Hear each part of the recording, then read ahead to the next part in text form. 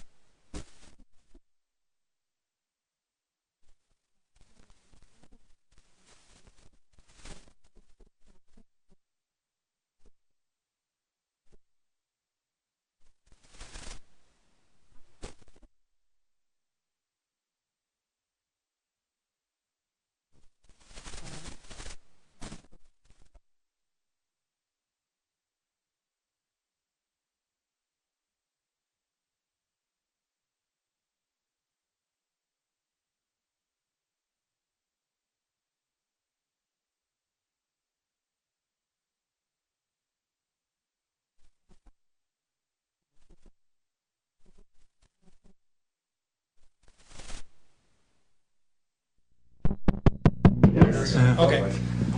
Good evening, everyone, and thanks for coming. The rules for the forum are as follows, and yes, there are rules. The candidates are going to have 2 minutes of opening remarks. Debbie Miller will be keeping time and let you know when the 2 minutes are nearing and when the 2 minutes are up. We also, we're going to follow that by a series of questions from me to the panel, and following that we'll provide some time for questions from both the floor and also the press. Each candidate will have the opportunity to answer each question with a 1 minute 30-second time limit. Candidates may indicate that they want a 30-second follow-up if that's needed. We'll have the alternate answering or questioning kind of starting with number one, and then we'll rotate around so everybody has a chance to answer a question first. Following our questions, there will be questions submitted from the audience, then questions from the press. Slips of paper have been provided to the members of the audience who are asked to write down their questions. Please raise your hand with the slip of paper, and one of the chamber board members will pick them up. Write or print clearly, and please keep your questions as brief as possible. If you do not have paper, raise your hand. In interest of time, not every question will be asked, and the moderators reserve the right to determine the appropriateness of questions from the audience. Finally, the candidates will be allowed to make a 2-minute closing remarks. Okay. At this point in time, I'd like to introduce the panel. In the first chair is Neil Levy. Neil is one of the mayor candidates. Second is William Lufton. He is a candidate for city council. Third is Carol Harvey. She's also a candidate for city council. Number 4 is Michael Maddox, a candidate for mayor. Noel Sawyer, next, also a candidate for mayor. Val Carr, a city council candidate. And Paul Senior, a city council candidate. With that, let's have the opening statements. And Mr. Levy, would you start those, please? I would love to. Thanks very much, John. Thanks to everybody for being here tonight. What a great event. 582 days ago, I sat in this room where you're sitting right now, and somehow, some way, my name was picked out of a hat. And I got to represent the city of Woodland Park for the last a little bit over a year and a half. Probably the greatest experience of my life, certainly one of the best opportunities of my life. And I've worked hard. I've tried to represent our community the best way that I could. I've worked hard within the council, with the city manager, and with many throughout the community to do what we all want, and that's to have a better city of Woodland Park. Why would somebody run for mayor? People ask me all the time. First and foremost, and I don't want anybody else to say this, I love the city of Woodland Park. It's just a great place to live. I've been fortunate to raise my kids here. My wife and I and the family moved here in 1999, and we've been very, very fortunate. Worked hard in business, and a big part of the prosperity that we have felt is due to people in this room. We've tried to be as big a part of the community as we possibly could. My dad told me early on that it's incumbent upon citizens to give back to the community, and so I've followed in his footsteps and have loved every minute of it. People ask me also, about being the mayor. I always say this is a great time. We're in a great time in our community. We have some growth, a lot of good things going on. We're not in the middle of a recession. So a lot of positive, and I'm all about being positive. I'm all about creating consensus. So thanks for letting me be here, and I look forward to your questions.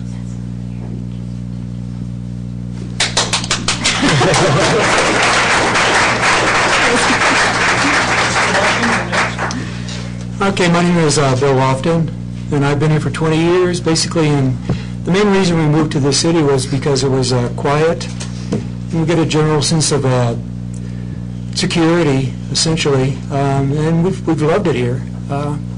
It's been essentially the same way for the 20 years that we've been here, and we felt really secure about it, and I just want to maintain that security in our personal property, essentially. As far as the city growth, I think that probably we need to move forward a little bit, but I just don't want to see us move too fast, that's all. And that seems to be the way it's going.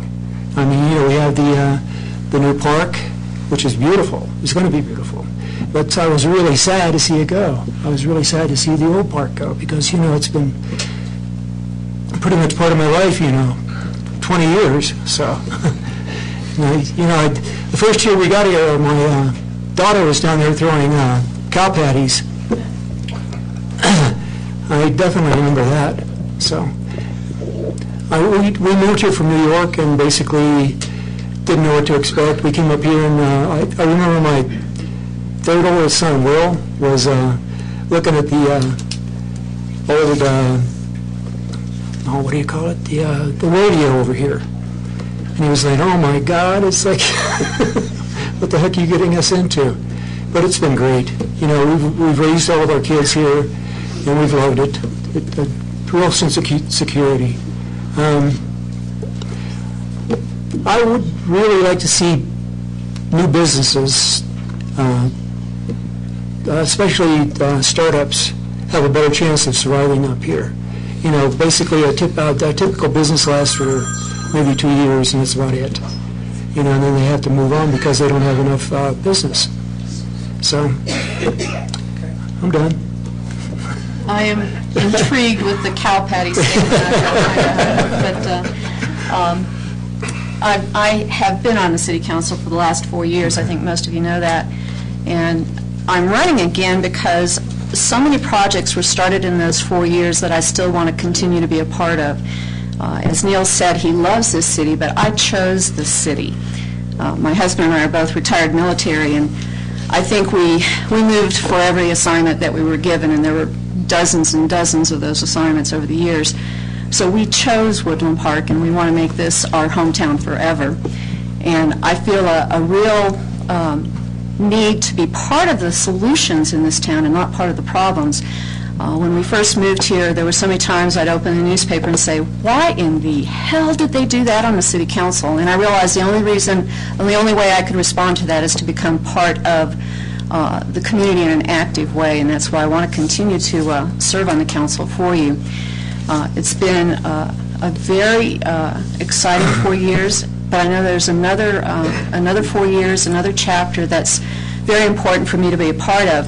One of the things that we promised the community is that we had enough money in the general fund to pay for an aquatic center, and we do, but it will take great fiscal restraint to make sure that money remains in the general fund to pay for that debt.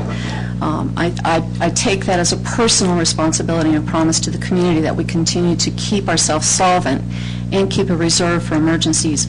I think one of the most critical times for the city in my tenure on the council was when Waldo Canyon fire broke out. With one change in the wind, we could have been the community with 400 lost homes or businesses. What I saw happen here in the community was the response of our first responders, a terrific effort from our own city staff, and I want to continue to be part of that instead of watching on the sidelines. And I thank you for the opportunity to do so.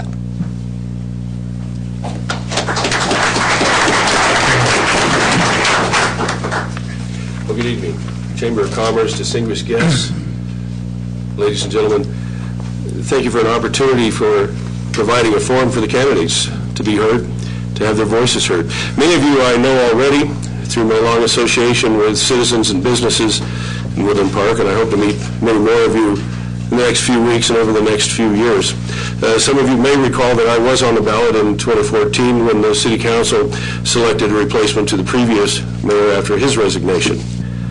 Woodland Park's been my home since late '84, and I've been in the same house since about '98. I think that's right. It was snowing that day. It was the 5th of June. It does snow in June. My family's been proud to be residents, members of the community, the churches here. My children attended the schools in town, worked their introductory level jobs in the downtown businesses.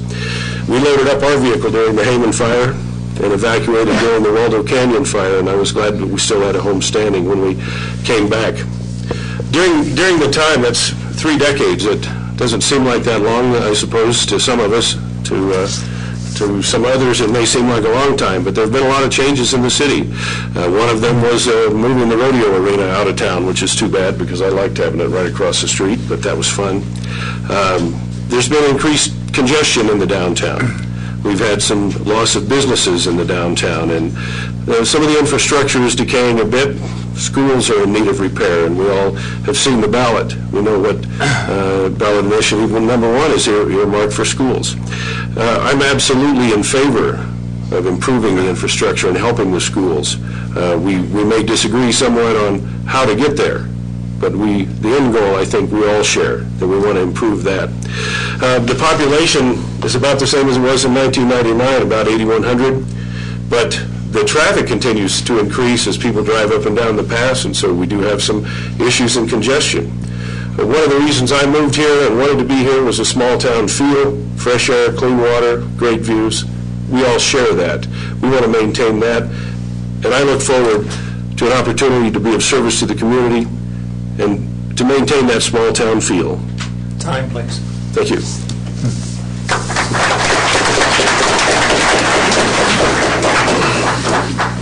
Mr. Sawyer. Yes, thank you, John. I would like to personally thank everyone for being here and watching live. Standing room only. This shows a commitment to the future of our wonderful community. My wife Sonia and Cody are here. They are my biggest supporters, so thank you for being here, hon. As I want to ensure that we are united and not divided as a community. Over time, the community has faced difficult decisions that have not brought forth unity among the people. Some of these issues, the aquatic center, transparency, traffic, school financial issues, affordable housing. As mayor, I will address some of these issues immediately and handle them in the best interest of the community. My commitment to be mayor of the people, I will be a leader that proactively seeks input from our community and will work with the citizens and businesses for the results that benefit everyone. I am so proud to live in Woodland Park, and as your mayor, I want and will make sure that other cities look at us as the shining city above the clouds. With help and support of the community, we can achieve anything. It is the positive nature of this community that has inspired me to be mayor of the place we call home, Woodland Park. Thank you very much.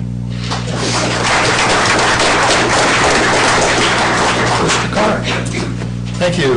Good evening. I want to thank the Chamber for arranging this event and my fellow candidates for participating. I'm going to tell you more about myself because I think they'll probably ask questions about my stance on things. My name is Val Carr. I was raised in Wyoming, Montana, Minnesota with a strong Midwestern work ethic. I graduated from CU Boulder with a BS in aerospace engineering and then worked for CDOT as a civil engineer. My career transitioned to a systems software engineering guru in communications protocols, military communications, and operating systems software. I eventually formed two very successful computer and software companies, which allowed me to retire at age 45 as CEO and chief engineer. After that, I was Mr. Mom and cared for my dad until his passing. We have lived in Woodland Park since 2004 with my wife, Sherry, who was an accomplished tag teacher. She's now retired. And we have 7 adult children. I have no current businesses nor real estate development interests, and I do much volunteer work for nonprofits in several areas, including web and blog design and sound engineering. I've served on the Woodland Park's Board of Adjustment and the Charter Review Committee. I'm a fly fisherman and a sometimes golfer. I'm an opera singer and a rock and roll singer. I have several qualities I offer to serve as your council member. One, I have a unique and highly successful engineering background that I applied to extensive city experience. I've owned and run very successful small businesses, which will be crucial in considering business-related issues on city council. I have the Western heritage to offer to keep Woodland Park a sanctuary for amenities, values, and atmosphere compatible with the reasons most of us live here. I have the character qualities to be successful as Woodland Park council member. Friends describe me as independent, tenacious, driven, loyal, hard worker, intelligent, lots of common sense, practical, honest, frugal, patriotic, logical. I have a dry sense of humor. What you see is what you get personality, very forthright, financially conservative, and a rule of law and order advocate. I'm seeking your vote for city council member. Time, please. Thank you. Mr. Sanger.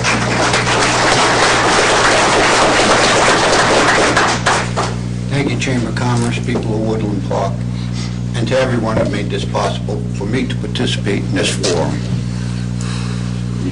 Yes, I am from Brooklyn, New York. I'll get that out of the way, especially the way I talk. I want to give you information about me so you can gauge my character. My name again is Paul Saunier. I've been married to my lovely wife, Lila, for 37 years. We have 2 children that live in the Denver area. We've been living in Colorado for 33 years, in Woodland Park for 3 years. We just wanted to move out of the red zone from the kids, but not leave the state. We moved to Woodland Park because we watched it grow through the years. I'm a rockhound. We drove through here, and it looked like it had the amenities for us to live here. We enjoy the mountains, and so it's a good place to live. It's a nice community.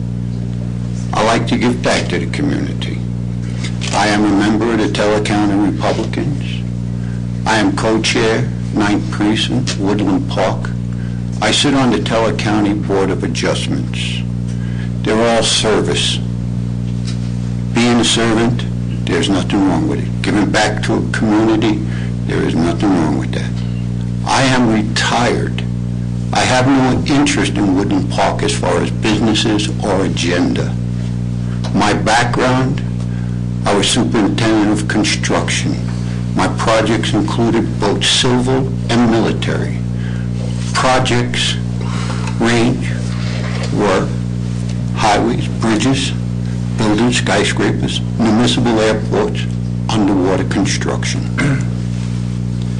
I believe the government of Woodland Park, the people, and the media must work together. We must hold each other accountable and conduct our business of the people openly and adhere to an ethical level of conduct while in office. That's my agenda. Thank you very much.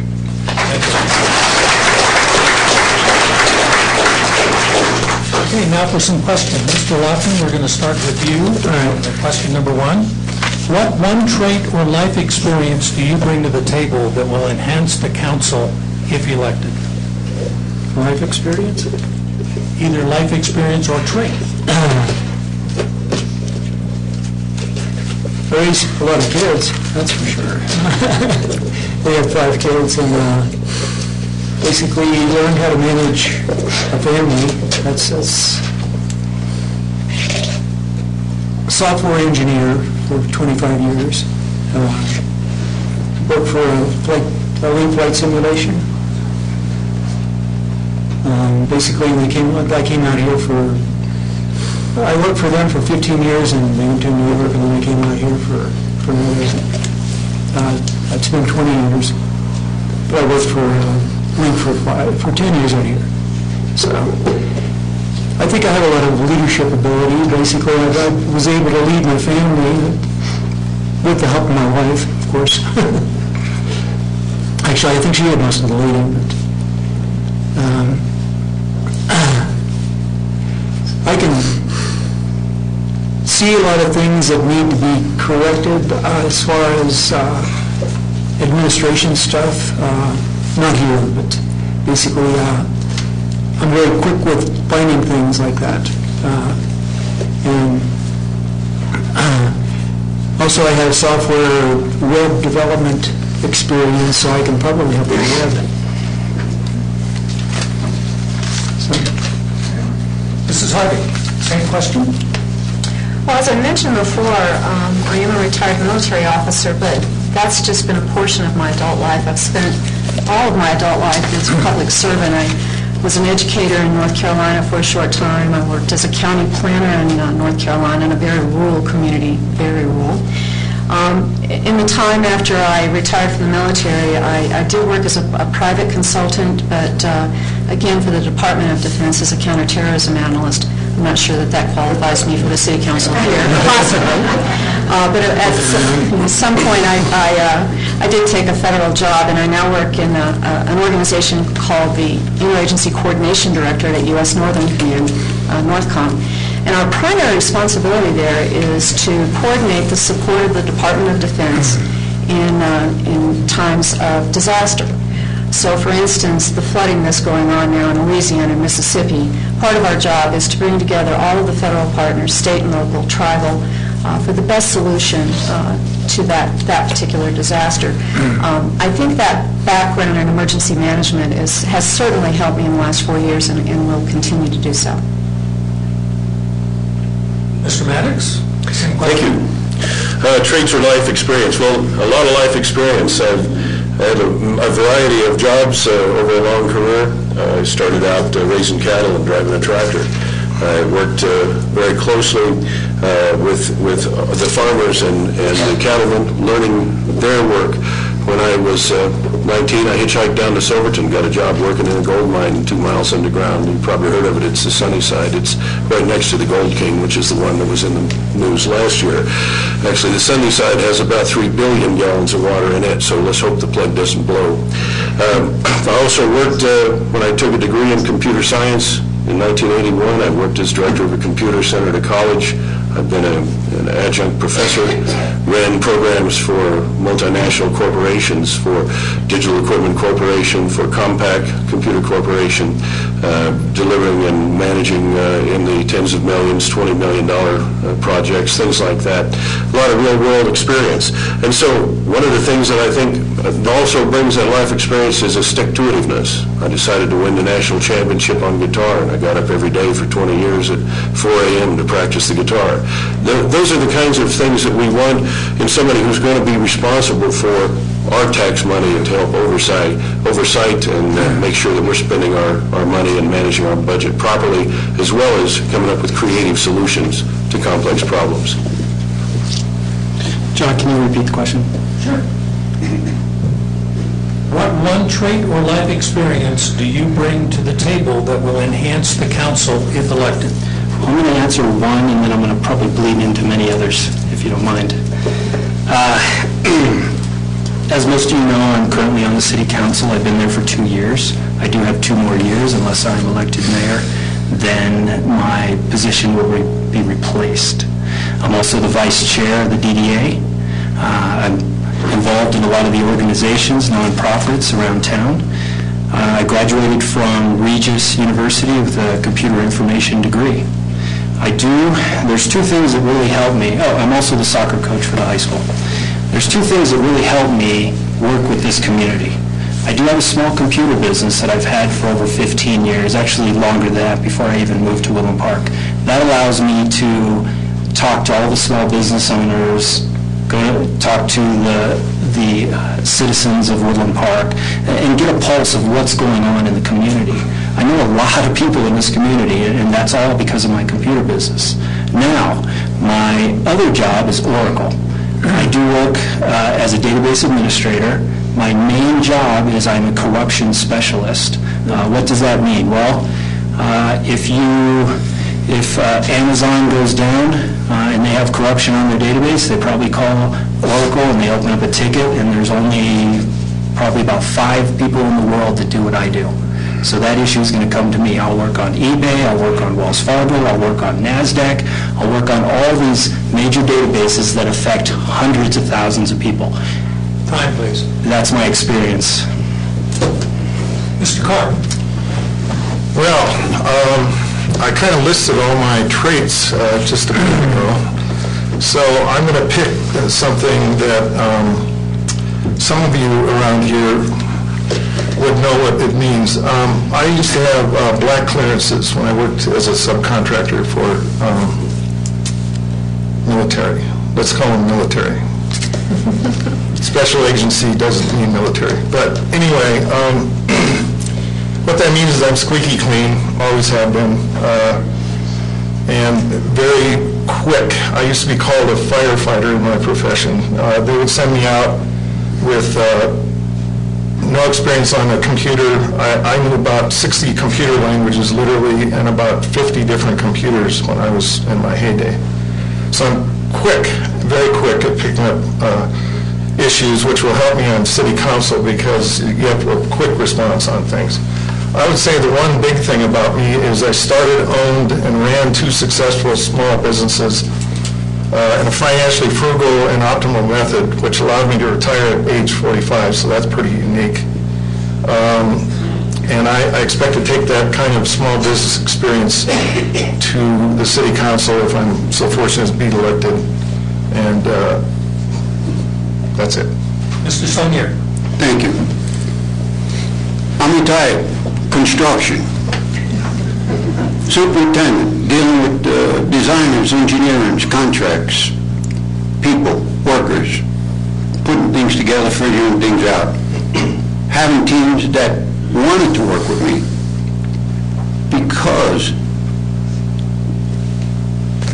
I just used the common sense that God gave me.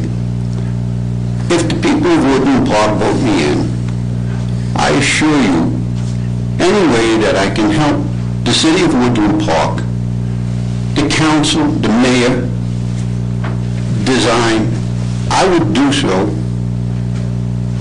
and that's what I can promise you. I mean, everything else, I'm squeaky clean. I ain't had a problem with the law at all. No need to get a rope, you know? Y'all can forget about it. I was told not to say that. But forget about it. I will give you the talents that God had given me. That's construction. Thank you very much. Okay, Mrs. Harvey, we're going to start with you on this one.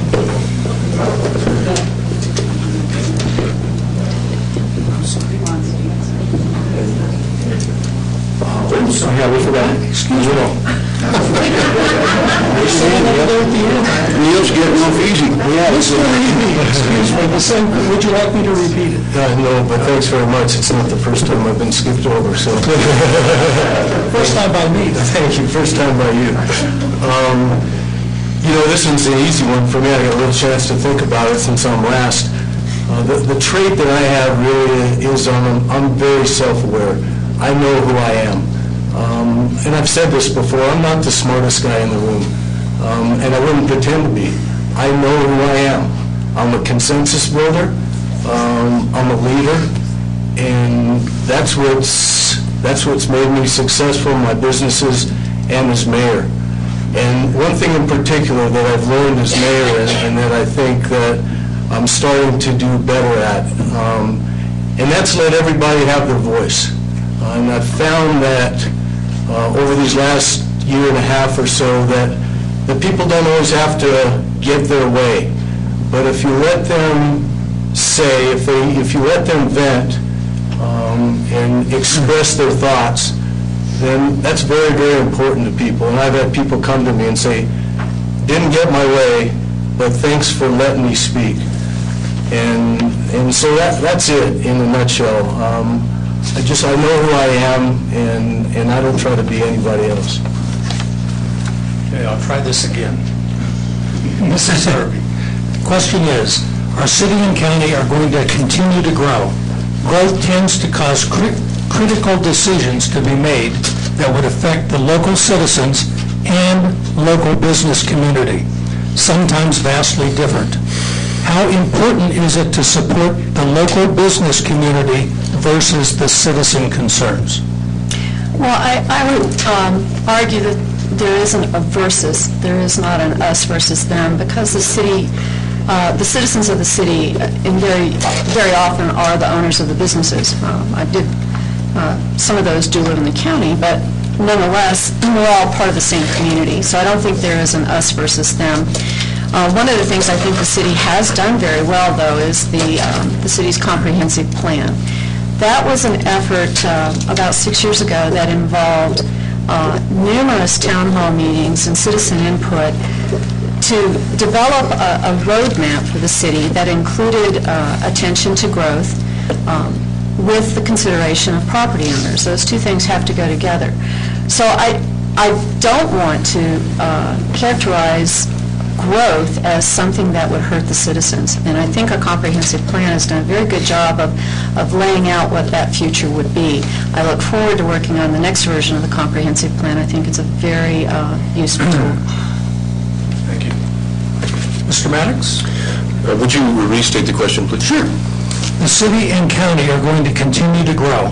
Growth tends to cause critical decisions to be made that would affect the local citizens and the local business community, sometimes vastly different. How important is it to support the local business community versus the citizen concerns? Well, I think I'm going to dovetail a little bit on what Carol said, that I don't think it is a versus issue in my thinking. What we want to do is try to come up with a win-win that's going to work for all of us. The small businesses are critically important to the vibrancy and the health of our downtown, of our city. Our citizens' needs must be met.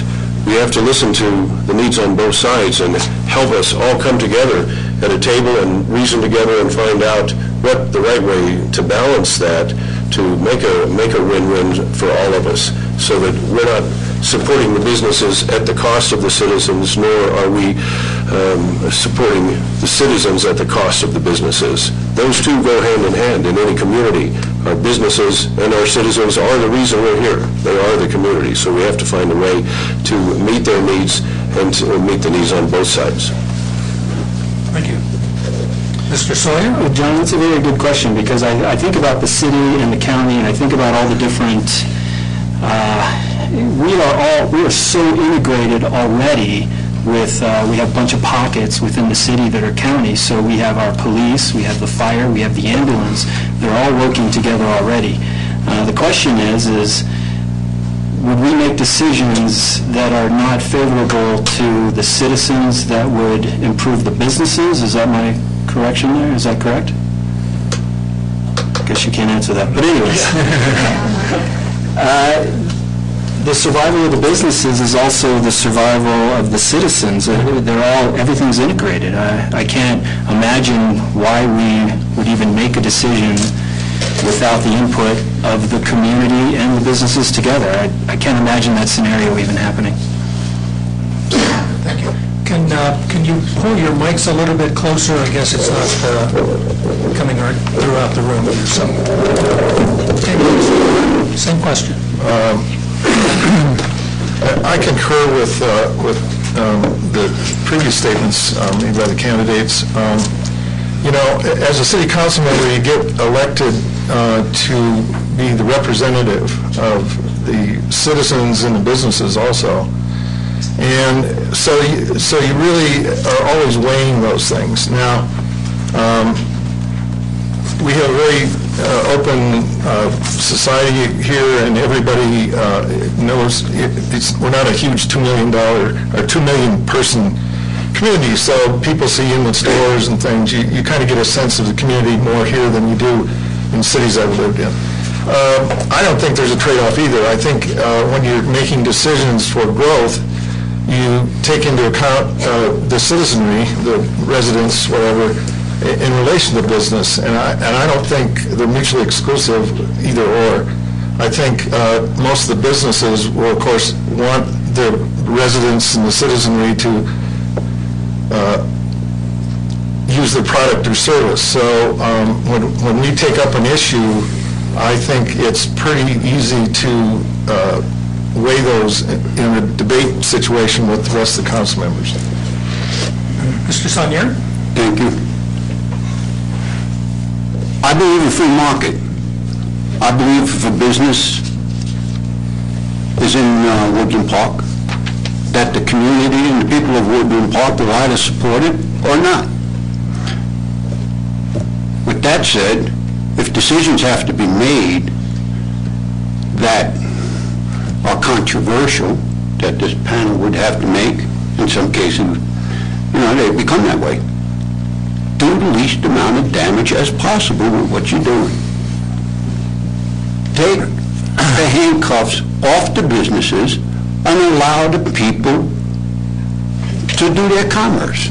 Commerce is the community. The community is commerce. There's no separation between them, but decisions have to be made. And that's why we're sitting up here. But the people must have their input, and the decisions must be made in the light, up above board, on the table. That's why I'm sitting here. I don't know what else to add. Thank you. Mr. Levy? Thank you. That's one of those questions that I think has already been answered to a certain extent. The comprehensive plan is a tremendous map for us for the future, and as Mayor Pro Tem Harvey alluded to, that is something that will be updated as we move forward. I am a citizen, I am a businessman in our community, not unlike many in our community. As a business person, I want what's best for the citizens and vice versa.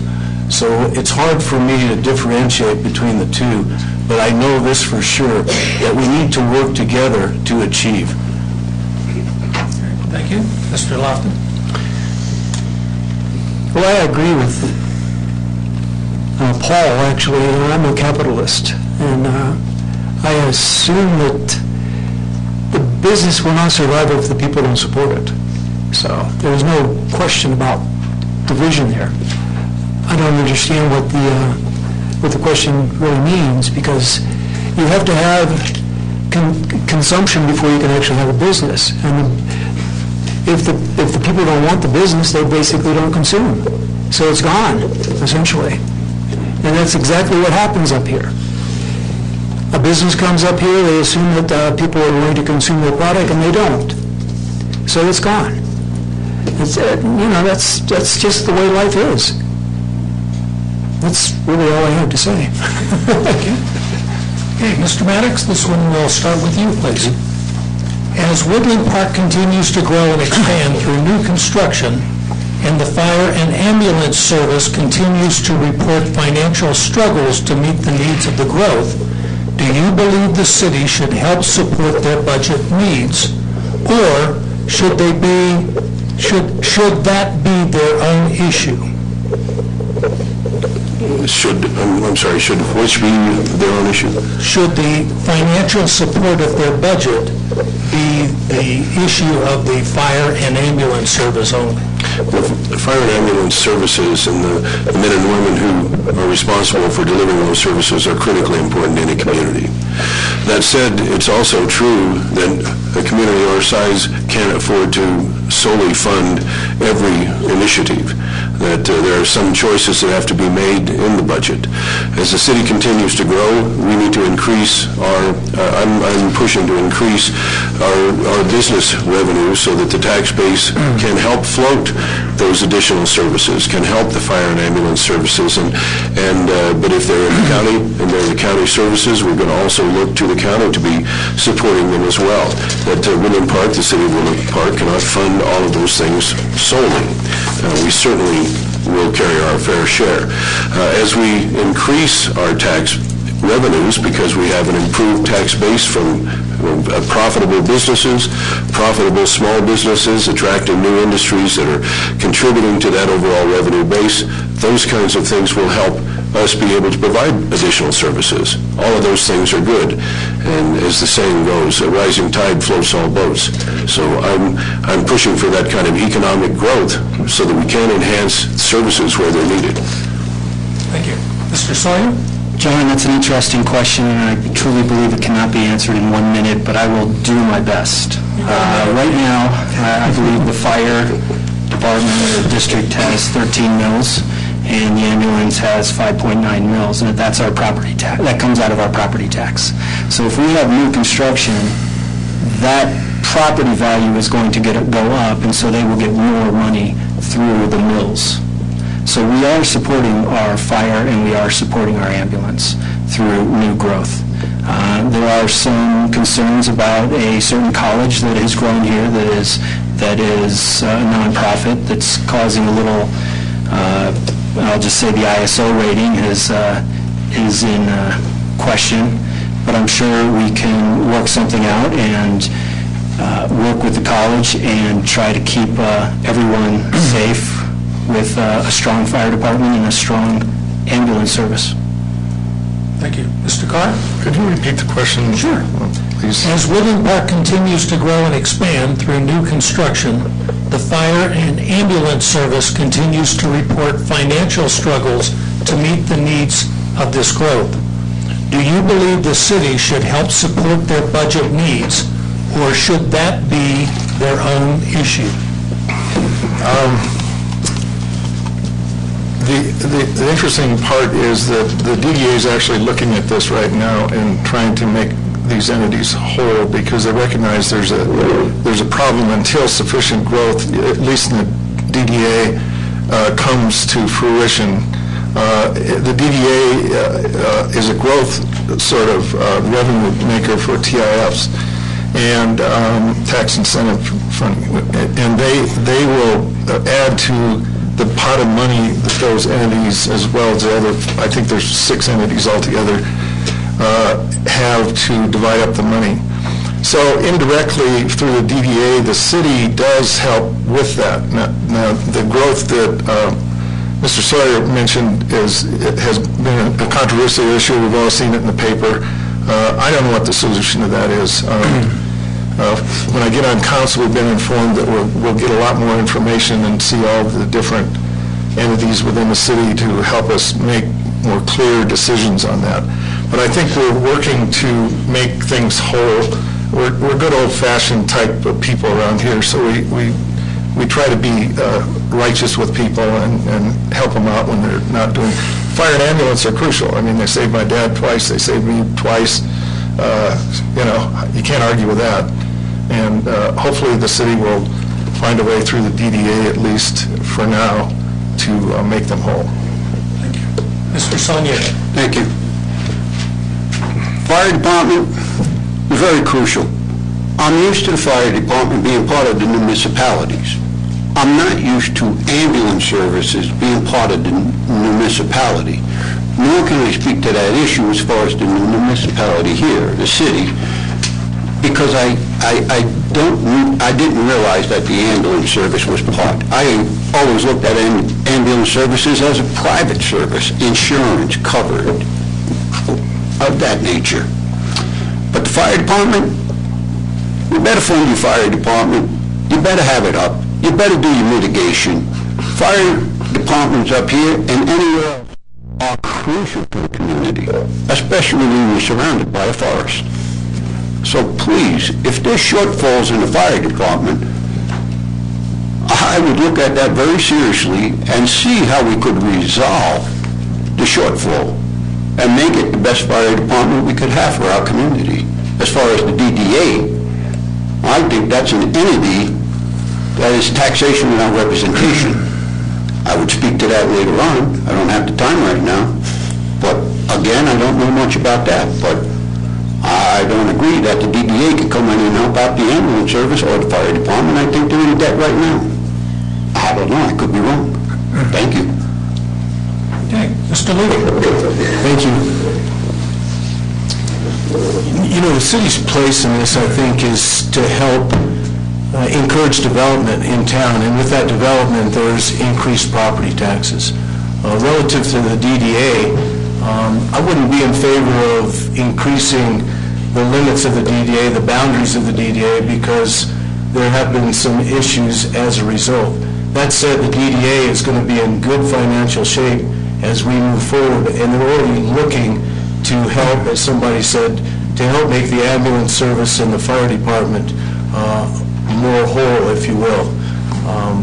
But for the city just to contribute financially to the fire department and the ambulance service, I don't think is the right approach. But to increase development in town that will in turn provide new property taxes, I think is the way to go to help make those two entities more livable, if you will. Mr. Lofton? I really don't have any information, or as much information as I need to make an intelligent answer, so I'm going to pass. I have information. I don't know that I'll give an intelligent answer, but in terms of the fire district and the ambulance district, as has already been pointed out, they live on that mill levy from our property tax, and so if we increase property taxes, we increase that mill levy for those two entities. One of the initiatives the DDA is looking at right now is something that is akin to payment in lieu of taxes for the two districts because of the lost revenue that they lose to the TIF program. I was not on the council when Charis Bible College property was annexed into the city, and I can't say it out loud without fear of lightning striking me. I wish I had been, because I think part of that annexation agreement should have been a payment in lieu of taxes to both districts. For future growth in those types of situations, I would certainly look at that and explore why or why not it would not work. Thank you. Okay, Mr. Sawyer. Yes. I'm going to start with you on this one. Thank you. This is a two-part question.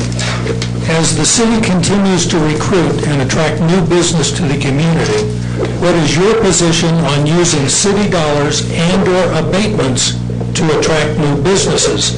And the second part of that is, and are you in favor of using city dollars and/or abatements to attract the business that will be in direct competition with an existing Woodland Park business? Do I get 2 minutes for that question?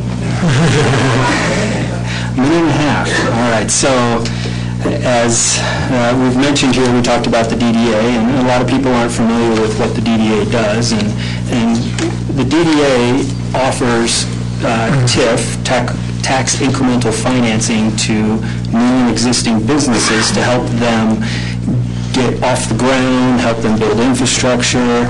And so we, as the DDA, they allow new businesses to come into town.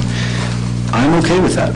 I think we need to build, we need a little bit of growth, smart growth, of course. The second part of the question is do we want to give a TIF to a new auto parts store, for example, to compete against the current 4 of them we have, I believe. I don't think that's right. We shouldn't be doing that. If a new business comes in and has no competition, is not competing, then yeah, let's go ahead and get them up here. Let's give them some TIF, and I'm all for that. But when it comes to competing entities, I am not. Thank you. Mr. Carr? I beg your pardon, could you repeat the whole question? Sure. I want to make sure. This is a two-part question. As the city continues to recruit and attract new business to the community, what is your position on using city dollars and/or abatements to attract new businesses? And part two, and are you in favor of using city dollars and/or abatements to attract the business that will be in direct competition with an existing Woodland Park business? Okay, so we're always interested in new businesses. I get as depressed as anybody going by all the derelict or open or for rent signs downtown or any place else. A lot of the businesses don't really do Woodland Park specific planning. I'm a free market person, so if 400 auto parts stores want to come in town, good luck. There's not enough demand. As far as the city giving incentives, as an ex-businessman, I would object if I didn't get the same break to start with. It's like all the scholarships are going to be given for all the, I hear, by some national entity. They're going to pay off everybody's college loans. I'm going, wait, mine was 40 years ago, but whatever. And I think a lot of businesses will have the same problem. I have another thought on how to help new businesses coming, which is something I may get into later, but I think as far as free market goes, more the merrier. As far as city actually contributing to their development, I don't think I would be in favor of that directly. Mr. Saunier? Thank you. I'm not in favor of choosing winners and losers and giving out tax dollars to them for an incentive to come up here. We have a lot to offer businesses. Now, I am in favor of looking at our codes and our zonings and a system and allowing flexibility to make sure that the sites that they're looking at or the land is suitable and buildable for a business to come in here. If I had extra money, I'm not going to give it to a business to come up here. I'm going to turn it back into the community where it's needed. Fire department, ambulances, wherever it is needed in the community. If I wanted to build streets, if I wanted to do pathways, connect bike paths and things like that, that's where the extra money would go. But it would go back into the community and not into a business to bring them up here. We have enough in this community to attract businesses of all types. Not only the altitude, but the environment, the people, the community, and what it has to offer and the amenities in this community. It is a great community. We do not have to give our money to a business to have them come up here. Let's work together, make it possible, do our zonings, do our codes, do our building practices, make it work. That's how I feel. Mr. Levy? Thank you. I'll answer your second question first. I would not support giving incentives to businesses to come up here to compete with other businesses that are already here. I don't think that's fair. However, in terms of incentives for businesses, and I'll give the best example that I can give, it's hard to argue with, United States Olympic Committee in Colorado Springs, and it was a contentious issue, but they were given incentives to come to town, and the impact that they have made on that community is hard to measure. But most would agree in Colorado Springs that that decision was a correct one, and it's been advantageous for everybody in the city. Thank you. Mr. Lofton? I think I've already answered this question. I absolutely would not give any abatement to either a new business or an existing business, because that's not the way to run a business. Essentially, they don't need handouts. They come up here, and basically the people support them. And if they can't be supported, then they don't exist anymore. That's That's basically what my answer is. Mrs. Hart? I'm not certain what the impetus for the question was, because we have two facts of life here. One is the charter prohibits abatements and incentives. Unless the charter is changed, that won't occur. In terms of incentives, we do have the DDA and the Tax Incentive Financing Program, the TIF program, that does offer some incentive to businesses, and not just new businesses, all businesses. And I agree with the others on the panel that said you can't pick winners and choosers, or winners and losers, you can't choose them. So I don't think, unless you want to discuss the merit of changing the charter, which may be a question later in our panel discussion, there are no incentives and abatements. It would be in contradiction to our charter. Thank you. Mr. Maddox? Thank you. Well, that is an interesting question, and that's one of the pillars of my platform, why I wanted to run, because I think we do want to attract new business, and how we do that is something that's really on the table. Perhaps we need to change the charter so that we can use city funds to attract the right kinds of business and help that growth. Let's remember that not all businesses are retail sales. We had an example earlier of do we really need another auto parts store? Well, maybe not, but maybe there's plenty of room for consulting firms, engineering firms. I'm a software engineer. Those are clean industries. I very much would support attracting those kinds of clean industries to this community. They're going to help our overall revenue tax base. They're going to bring their families in. They're going to be good citizens. Most of them speak English, not all of them, but I think we can work through that. The main point there is, are they in competition with another existing business? Maybe they are. Sometimes competition is a good thing because it helps a business also get better and it helps the community. So if the charter were changed, I would support that. Of course, if those funds are not available to us, I definitely support attracting those businesses in some way. Thank you. Okay. Next question. Mr. Carr, we'll start with you. Teachers, police officers, and others cannot always find affordable housing in Woodland Park. What is your solution to that issue?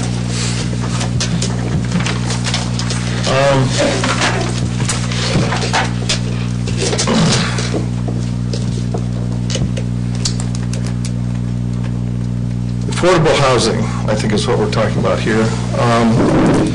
We have a workforce situation that is untenable for most people. I know that for a fact. My wife and I, when we came up here, she's a teacher, and there was no possibility that they could hire her for the peanuts.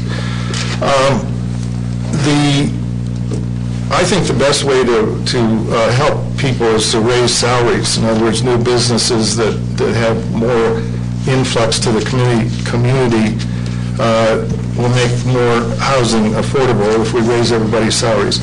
I think we need to study the actual number of teachers, police, and fire department workforce that are in need of housing first. I do know we don't pay our local public servants enough at all. I would propose an independent study to determine all those housing efficiencies. The growth in schools or city demands with police, fire, and teachers even, hopefully, will give us an opportunity to expand their salaries. I'm really adamant about finding some way to do that, although it's not a city council member situation, it's Board of Education situation. But hopefully with new businesses, with new influx to the community, we solve that problem. All right, thank you. Mr. Saunier. Thank you. As far as the schools, teachers, and people working in the schools, vote yes on issue 1. It's an innovative way to bring money and keep it in this community, not have it go down to the state where it's usurped and never sent back to us. That will give the money needed, at least for this one situation. I know we talked about many others, but the teachers, improve our education, improve our schools. Everybody's going to benefit from it, the children, et cetera, et cetera. Affordable housing what is affordable housing and who determines what the affordability of that housing is. Is it the government or is it the people? Is it the fact that we have a community that's working and we've attracted industry and businesses here to allow it? I heard a lot about Caris College. Andrew Womack is an excellent, excellent manager of people, money, properties, and what he is doing. That college up there has been an asset to this community, a positive one too, by bringing people in here, by bringing people in here that spend their money here, fill up our houses and everything else. If you look at it, we've created this problem by allowing successful businesses in here. I look at the college as a business. Time, please. Follow that model. That'll work. Mr. Levy? Thank you. I'm a big proponent of affordable/workforce housing. I think it's important for a community to be able to support the city workers, the teachers, the firemen, the policemen, and those people that can't afford a $300,000 house in a community. If we're going to grow our community the right way, we need to have that age demographic, 25 to 40, that we really struggle with, because those families, those young families absolutely cannot afford to live up here.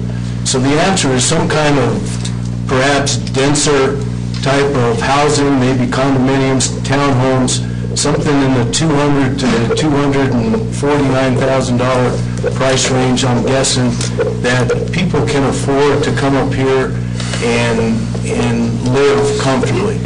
In the meantime, we're on the lowest end of the pay scale for teachers, and it's impossible. They have to live in Colorado Springs, drive all the way to Woodland Park to get a job. We need to support those people. Mr. Lofton?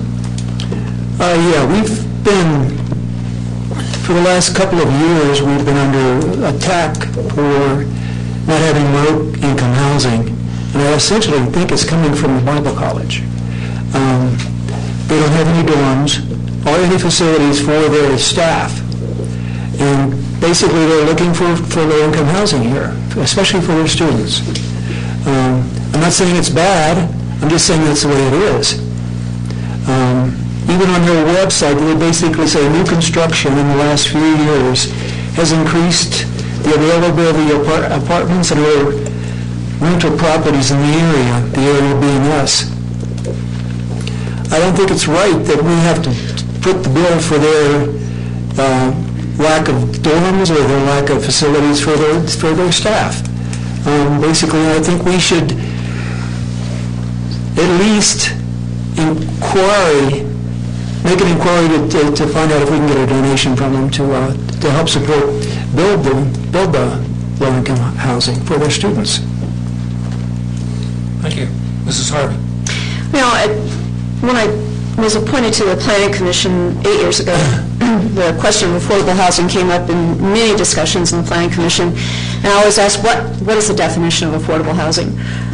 There actually are government definitions from Housing and Urban Development, from USDA, basically based on income levels. And I've worked with subsidized housing programs in the past, specifically a Section 8 program in North Carolina.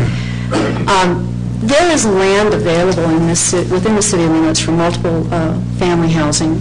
There's land available for other projects like the Habitat for Humanity events or projects.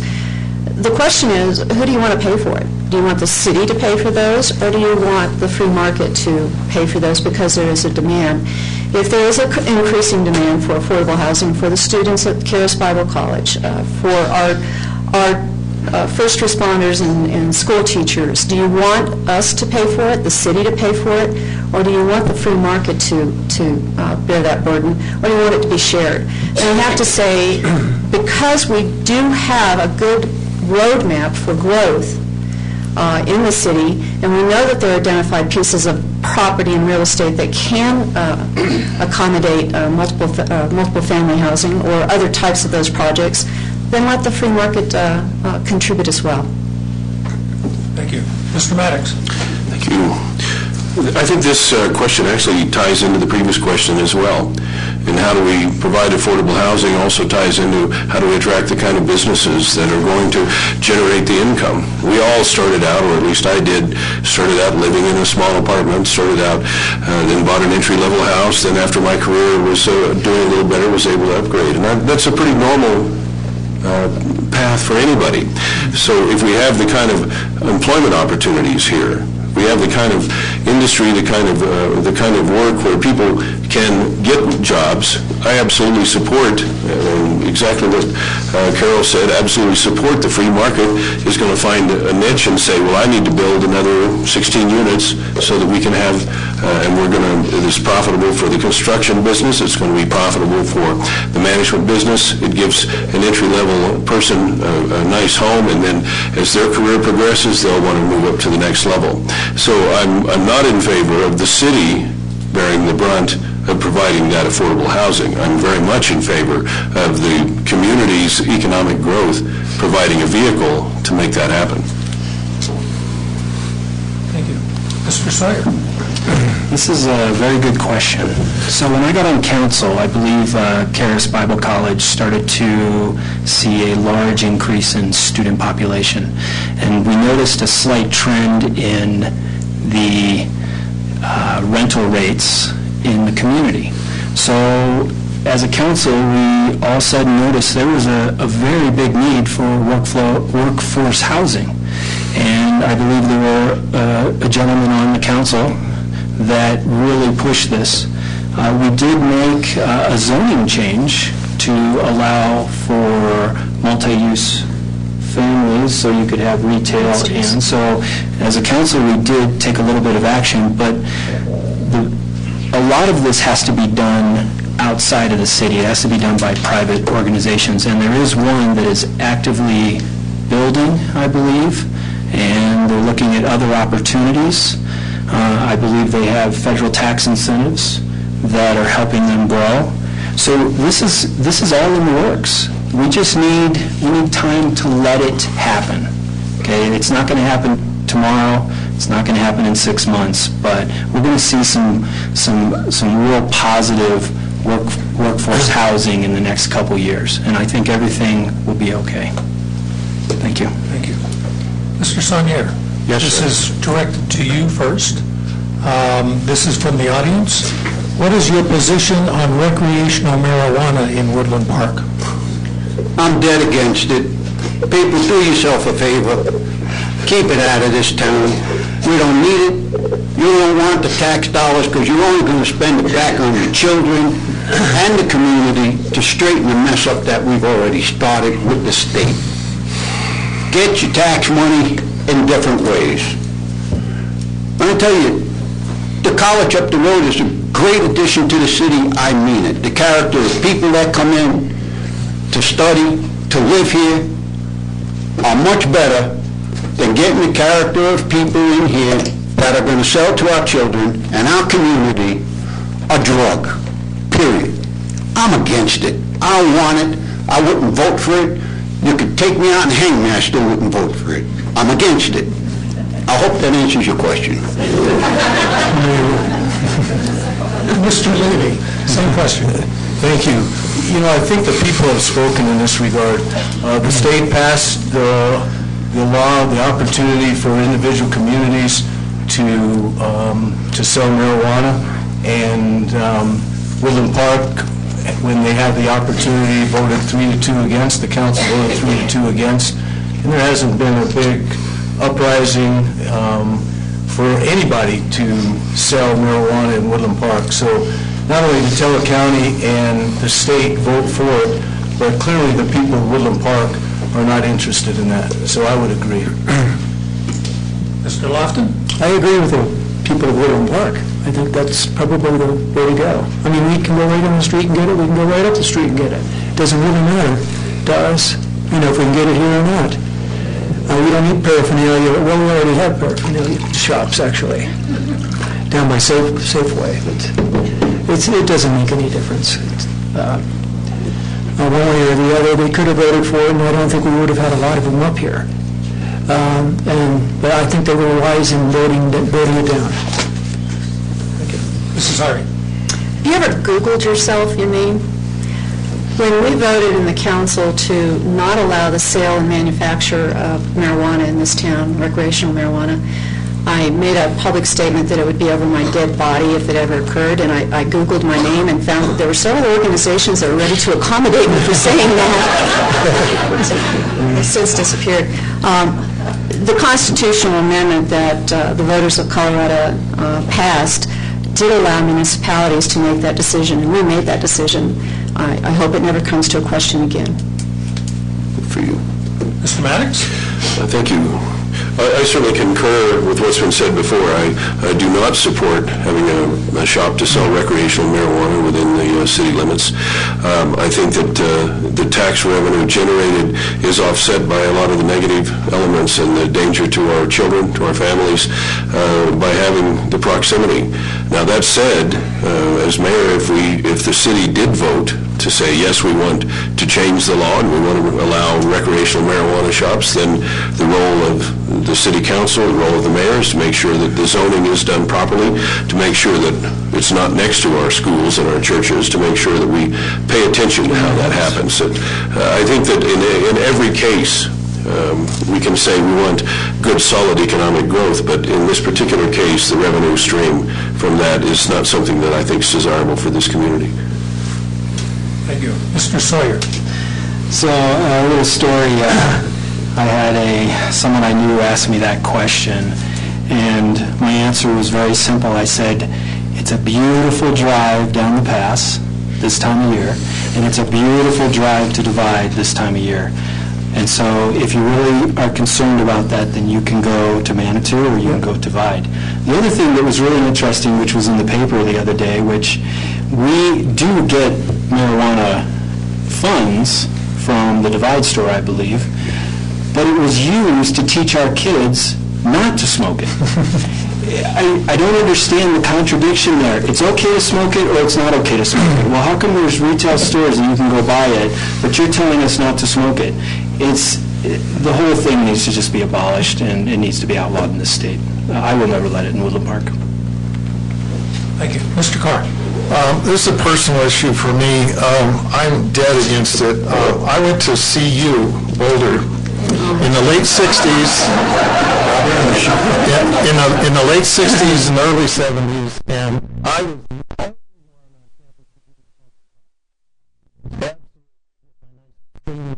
crew cut, and everybody else had long-haired hippie freak stuff going on. It's okay. It was personal preference. I'm into individual liberties and things like that. But I saw my roommate from college go from that gateway into cocaine and heroin. Now, we have a heroin problem here in this town that a lot of people don't know about. Our particular neighborhood gets together with the police department about once every 2 months. And I would hate to see it. I'm dead against it, in case anybody was confused. But I also did not care about revenue in something like this. I also had other friends who took this into alcoholism and other things. Now, marijuana advocates will say that it's just not connected at all. I don't care. I've seen it connected in several instances with friends of mine, and so I vote no. Okay, another question from the audience, starting with you, Mr. Levy. How would you propose to solve the traffic problem on 24? I want to hear this, man. So I'm lucky to get this first. We've had many meetings. One thing's perfectly clear, I think. Everybody knows we have a traffic problem. We have an excess of cars on Highway 24. Nobody wants them in their neighborhood. So, difficult question for sure.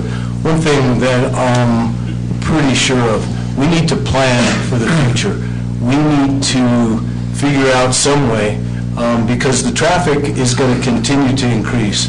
So at some point, we have to say, we need some kind of, call it what you want, bypass, truck route, alternate route, because if the traffic continues to grow, it's going to stop people from wanting to come to Woodland Park.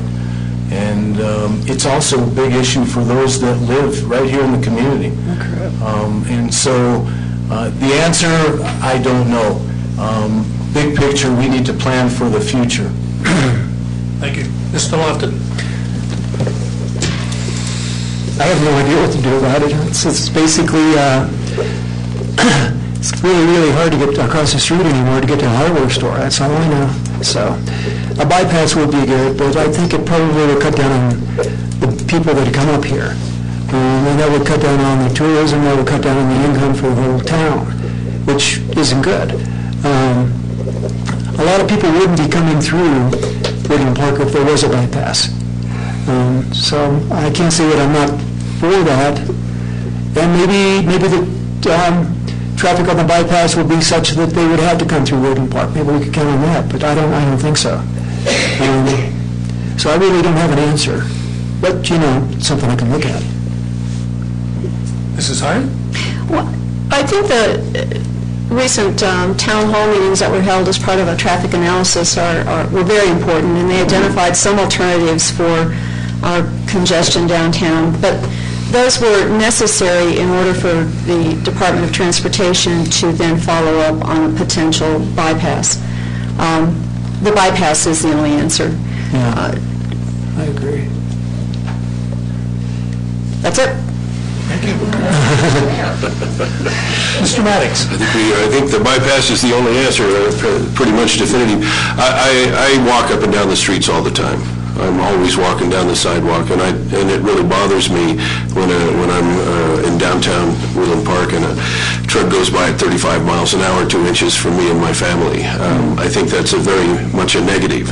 I would like to support making the downtown area more pedestrian friendly. I'd slow the traffic down through the downtown. That's going to do a couple of things. People who want to be here are going to be here. People who don't want to be here, they just want to get through this town as fast as they can. I think we should give them an opportunity to do that. Give them a bypass, give them some alternative route to allow them to not go through the downtown, and that gives us an opportunity to support the small businesses downtown and to make it an area where we can enjoy walking around.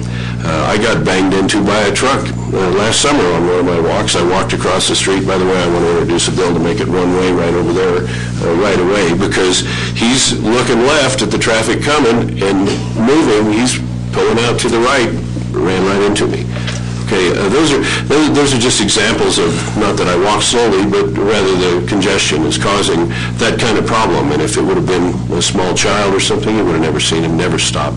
I think we do need to support a bypass and get that traffic situation solved. Thank you. Mr. Sawyer. This is a good question, and I do have a solution. So let's look at US 24. US 24 is a state and federal highway. It is a main bypass through the mountains from the plains. There's only 5 other main passes or corridors from the plains through the mountains. So we are a major corridor. Traffic is only going to increase in the next 10, 20 years. So what can we do about it? Well, let's look a little bit of history here. About 15 years ago, Woodland Park was offered some money from CDOT to make the traffic through Woodland Park more efficient. Okay, that's when the on-street parking went away, the median was created, and so that allowed traffic to flow through Woodland Park a lot faster. So CDOT had the intention to keep the traffic flowing. So I don't see any possibility that we're ever going to lower the speed limit, because CDOT wants that traffic to flow, because we are one of those major corridors.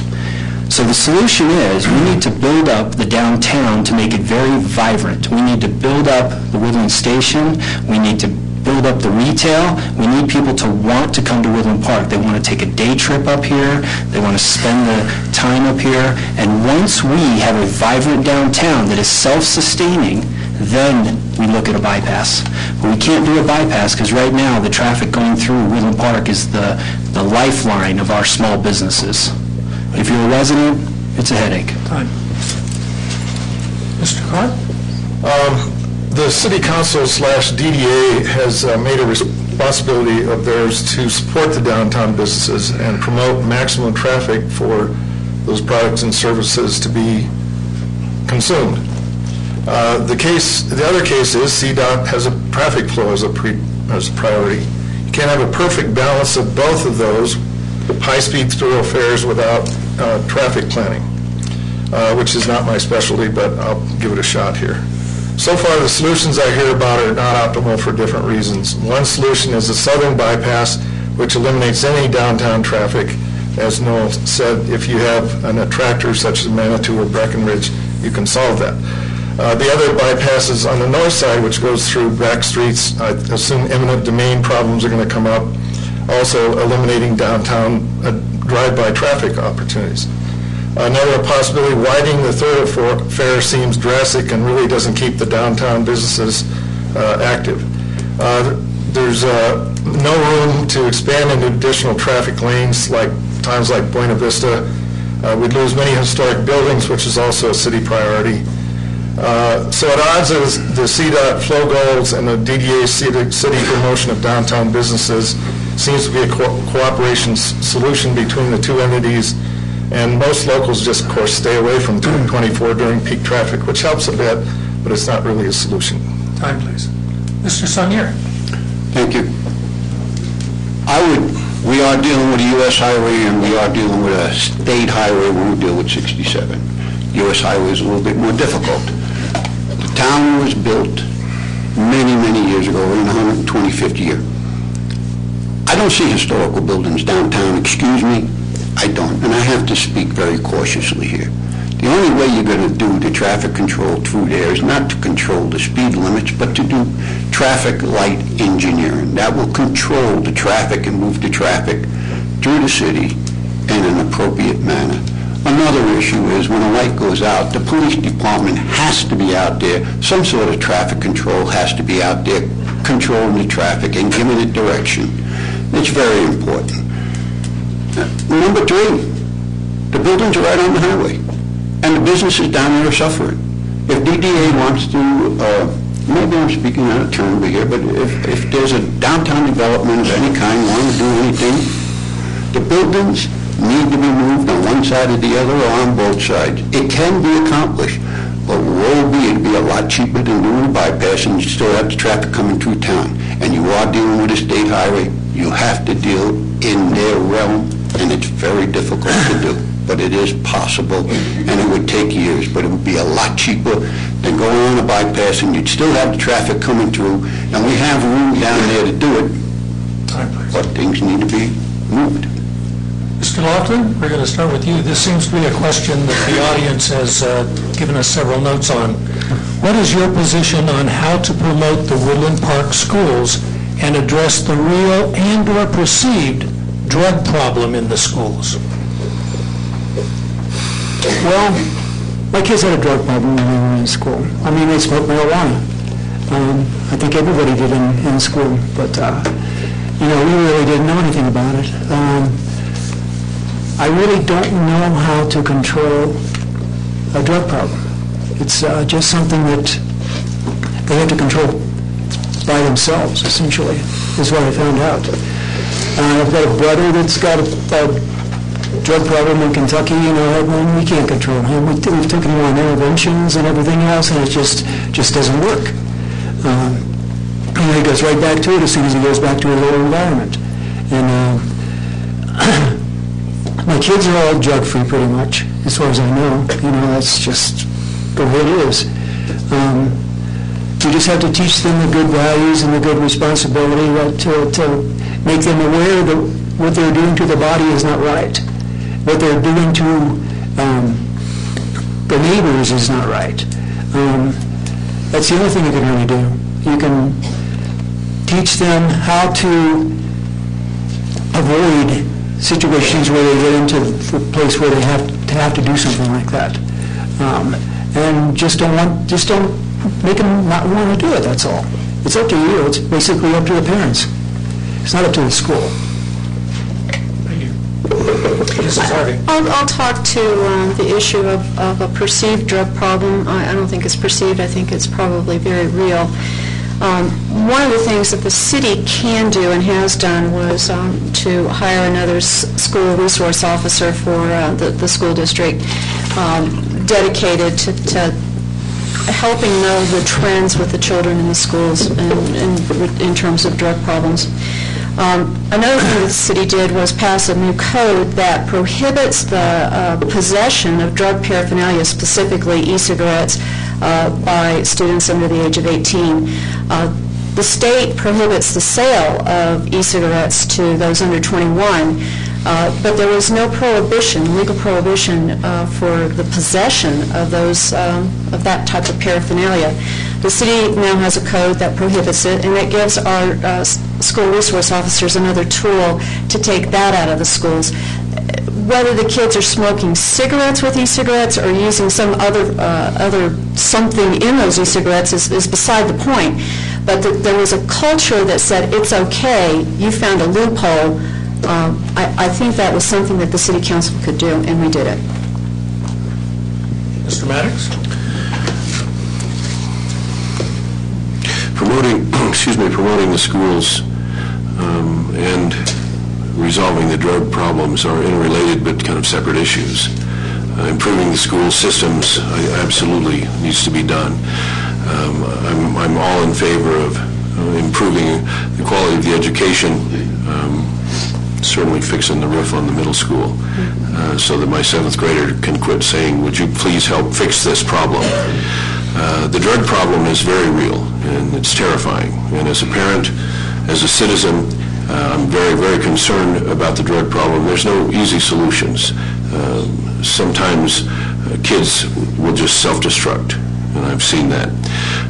I certainly think that keeping, like we talked about before, keeping the marijuana shops out of town, providing the right level of education, talking about it. As a parent, I talk about it with my kids. I want them to understand that I'm against it, that they need to learn by leadership. But I also know that it's not a problem that's an easy fix, and so the city can take the steps that we can, but I don't expect there to be an easy switch, a switch that you can flip that'll solve the problem. We have to stay on it and be concerned about it, and let's try to stop it. Mr. Sawyer? I'm going to answer the second part of the question about the drug issue. We don't have a drug problem in our school. We have a drug problem in our community. Okay? The school and our community are one and the same. Okay? The school is the largest employer in this town, and they are part of this community. When families move up here, the first thing they look at is our school system. So we have a community drug problem, and if we fix the community drug problem, we will fix the school drug problem. Now, let's talk about promoting the school. The superintendent and the school board are doing an amazing job. They have turned the school around. Yes, they're struggling financially, but some of the things that they have done to bring kids back up here from other schools, like college credit, it's easier. Literally, my son can leave Woodland Park and go into his sophomore year of college. That's amazing to me. They're doing other programs. I can't name them right now. I can't think of them. But the school board is doing an amazing job. They should be commended. And I believe that this tax increase also is kind of a dilemma. I don't believe in tax increases for inefficient governments. I would never, ever do a tax increase. But this is kind of different. This is going to the future of our children. This is going back into our community and the future of our community.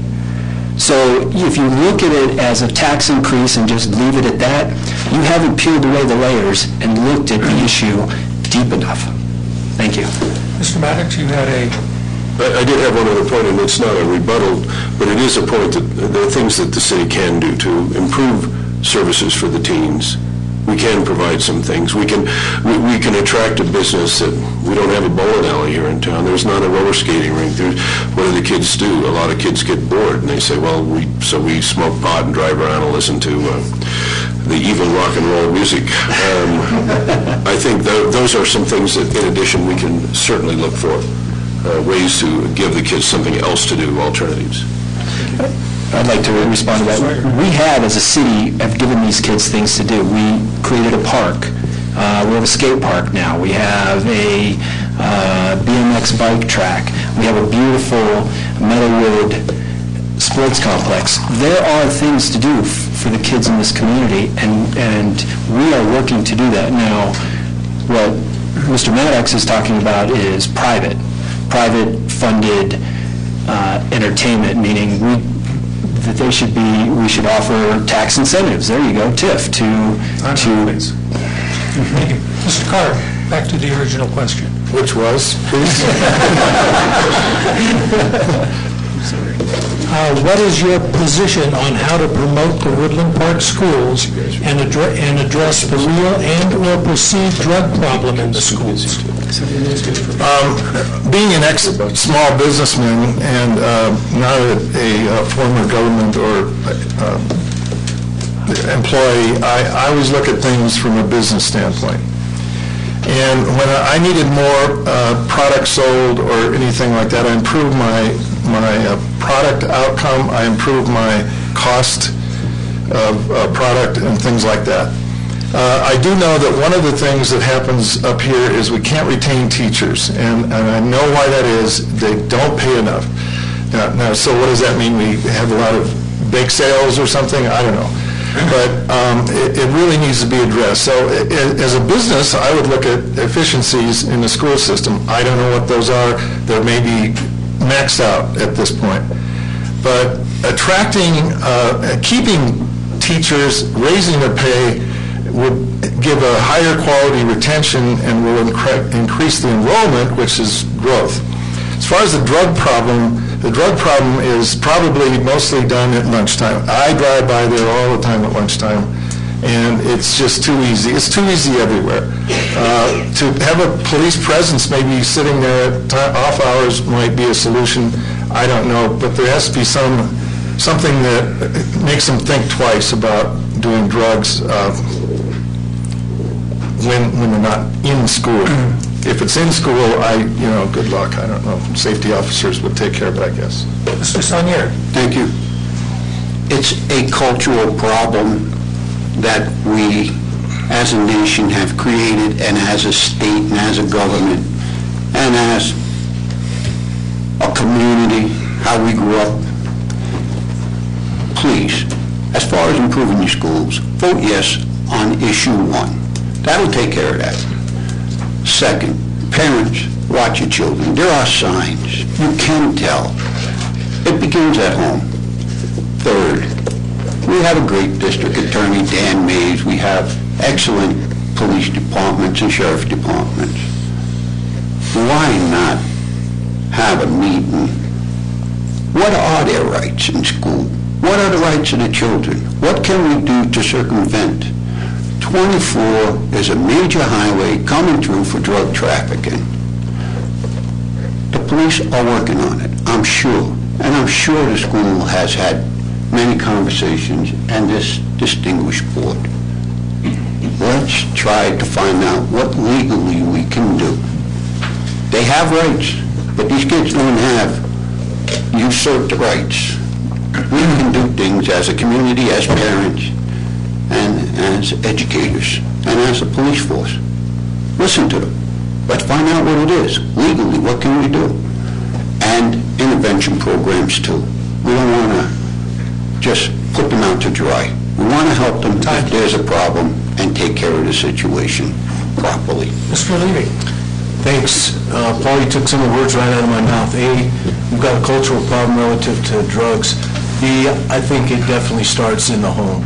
It turns out that it's a problem in the schools, but it starts at home. And so it's time that parents take some responsibility in this regard. We do have extra resource officers. The school is fighting as hard as they can.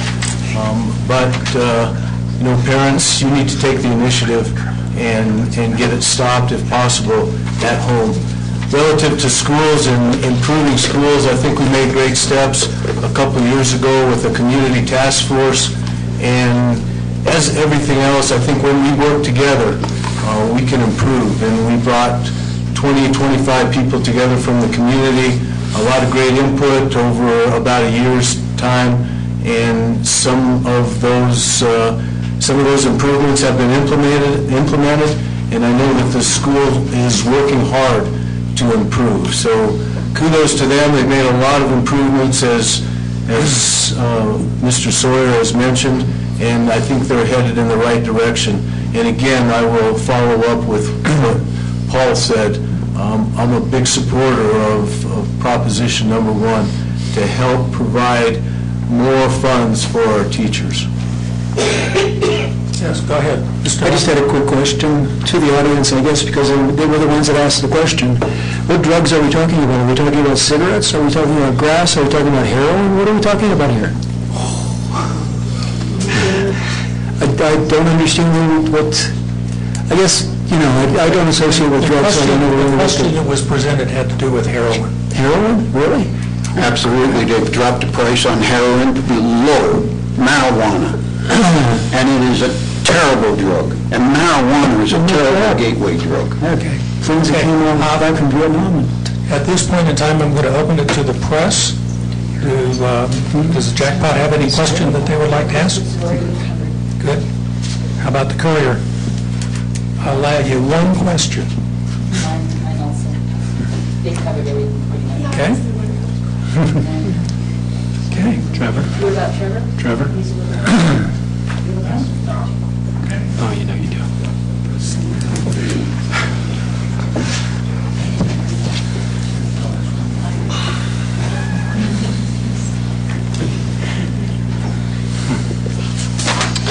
We've got some time for at least another question. Woodland Park has a city manager form of government. Colorado Springs has a strong mayor form of government. Which do you favor for Woodland Park and why? Starting with Mrs. Harvey. I have had an opportunity to watch the development, the evolution of the strong mayor form of government in Colorado Springs, and I think that our form of government is appropriate for our community. It is prescribed by the charter. If we wanted to move to a strong mayor form of government, we'd have to put that to a vote of the citizens, but I think for the size of our city, we're very fortunate to have the city manager that we do. David Buttery has really been an asset to this community. I think the checks and balances that are provided by the city council in this form of government work for Woodland Park. Mr. Maddox. The city manager versus strong mayor is an interesting question. In a community the size of Colorado Springs, a community the size of Denver, Chicago, they all have a strong mayor, and it's a full-time paid position. These positions are volunteer, unpaid positions. I think that the city council and the mayor, the form of government that we have today, works for Woodland Park. As we grow, if it came to the point where we really needed somebody full-time in that position, we just had too many decisions to make, and it was just too big. I think we would have to change the charter, and we would have to adopt a different form.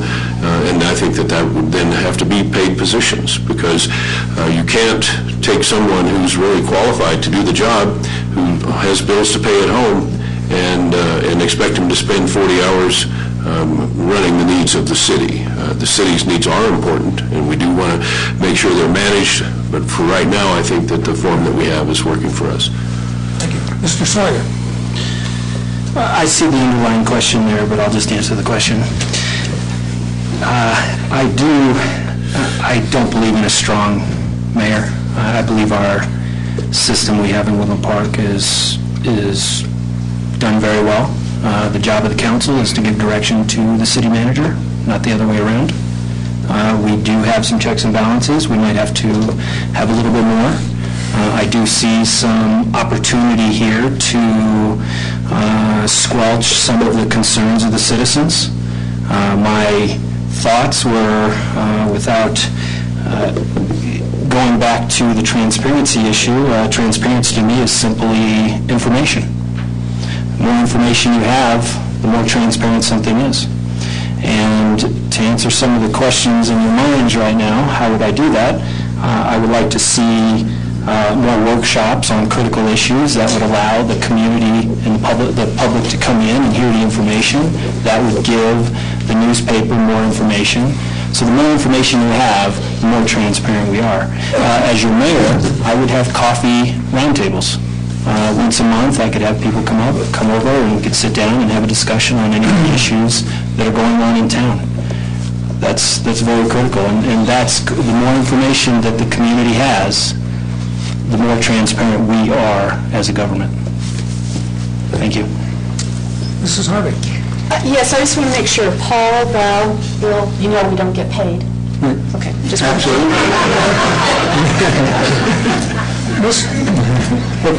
Is there a rebuttal to that, Mr. Sawyer? She's absolutely correct. Without a doubt, undeniably correct. Mr. Carr, back to the question. City manager versus strong mayor. I came from cities in my past where there was strong mayor, everybody was paid, where of course none of us are paid. I've been on several city committees and Board of Adjustment and things like that. We're volunteers.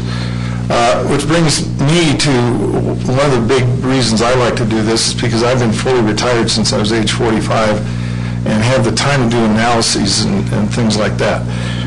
I think our current system works absolutely fine as long as you have a faithful council who works with the mayor. The mayor is really another city councilman. He gets to run the meetings and go to all the fun stuff and blow up balloons and things like that.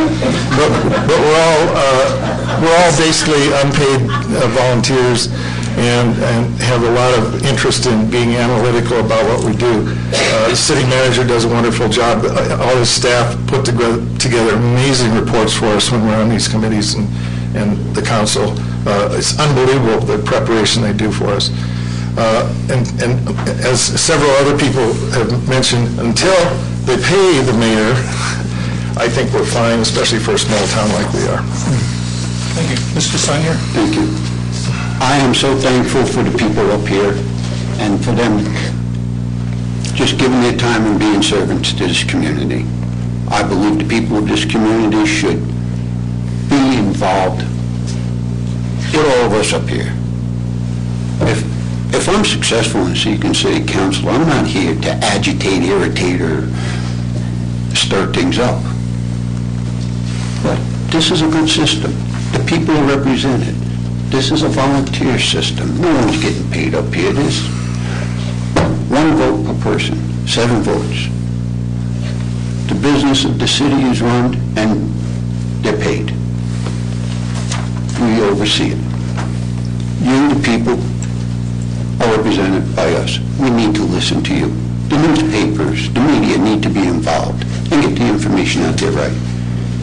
I've seen a couple of low shots here and there. There's no need for it. If we communicate, work together, I think we got a great city. And there are very difficult problems out there that we have to solve. Traffic is one of them, schools and drugs.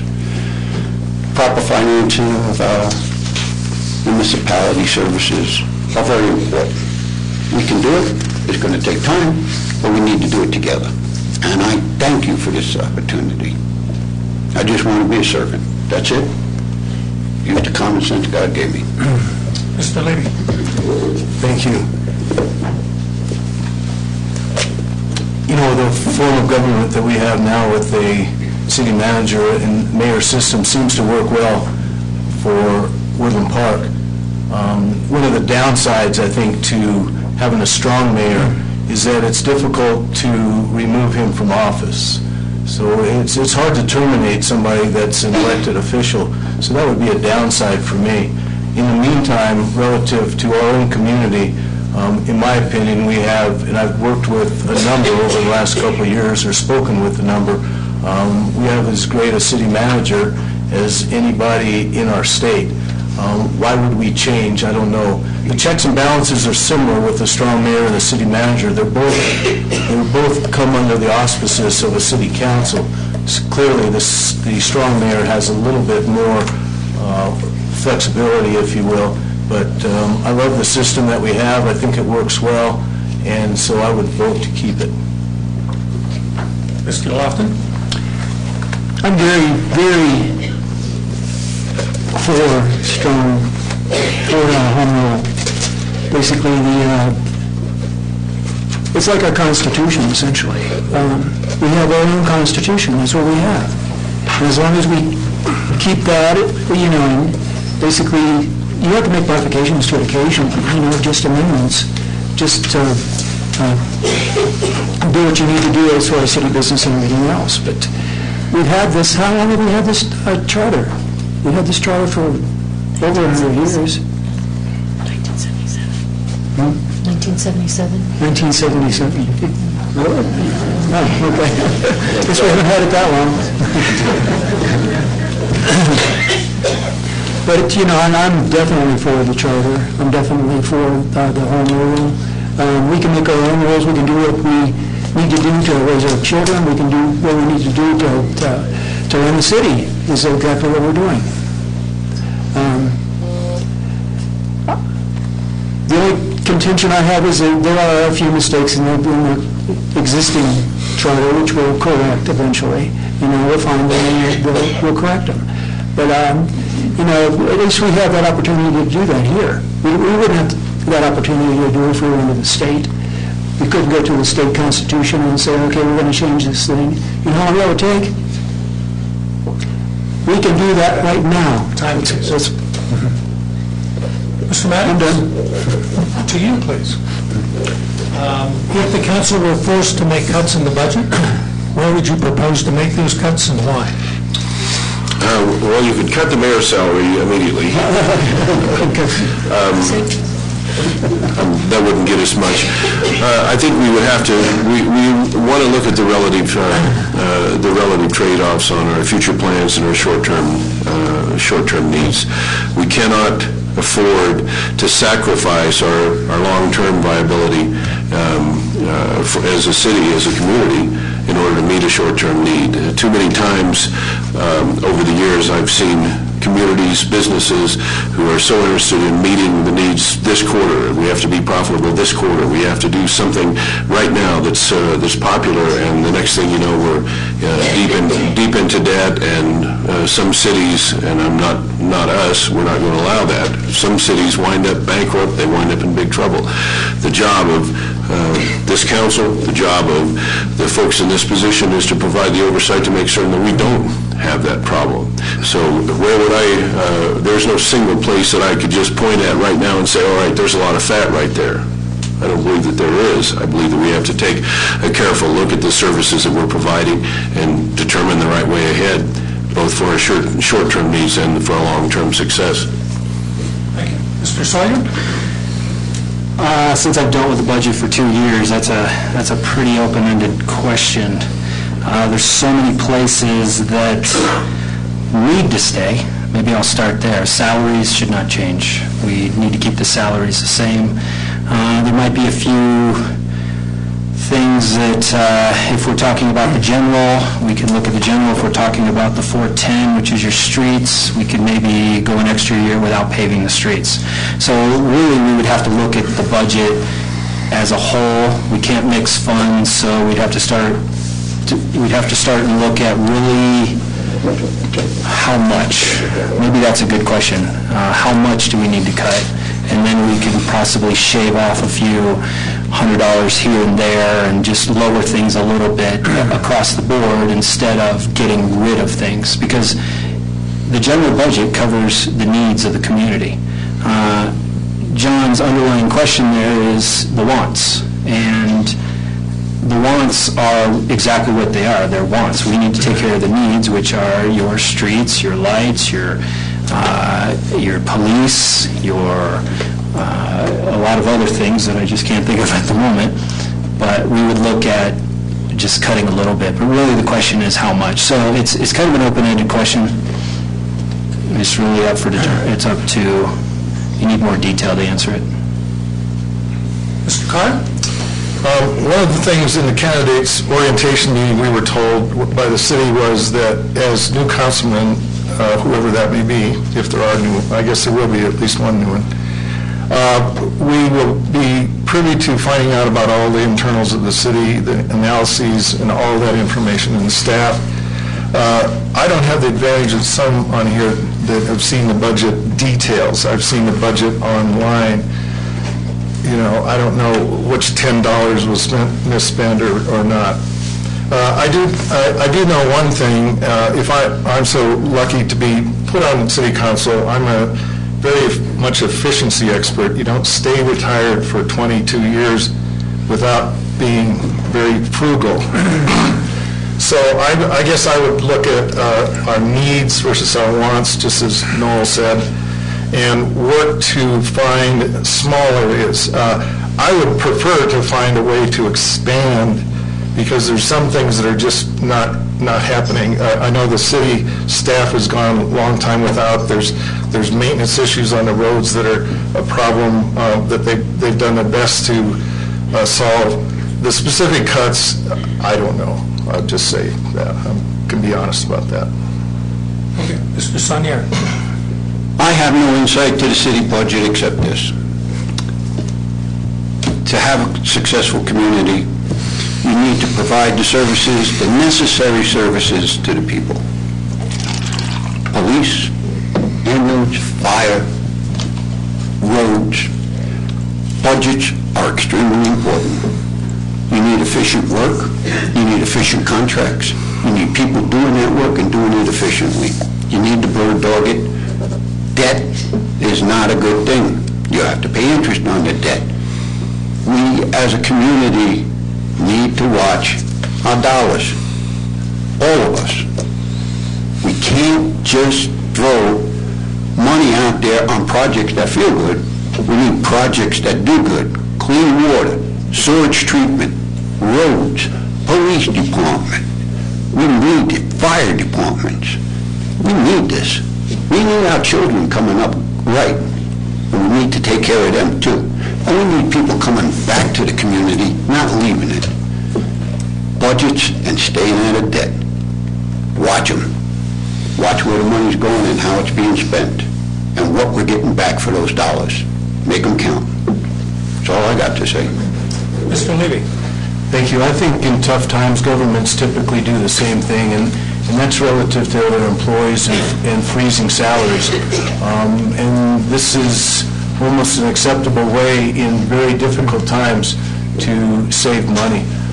So to answer your question, I think that's what I would lean towards doing. Yes, Mr. I'd like to go ahead and just talk about freezing salaries. A better way to do that is not to actually freeze salaries, but wait till attrition and not replace that position and maybe double up positions. But I wouldn't freeze salaries because we need to make a living wage. Yes, Mr. Carr. I recently spoke to our finance director, who's Wally Dingwell, and he's done an outstanding job of doing exactly that, which is to replace salaries by attrition, in other words, contract. And a lot of that is happening. That's always, when I ran a small business, that's the first thing you looked at. How many 40-hour weeks can you work this week, kind of thing. And from my understanding, he's done a tremendous job recently of contracting the staff. Mr. Lofton, back to the original question. I forgot what the question was.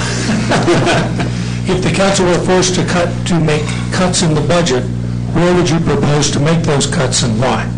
Probably through attrition, basically move the cuts in certain employees. But first thing I would do is probably go back and find out exactly where the money's going.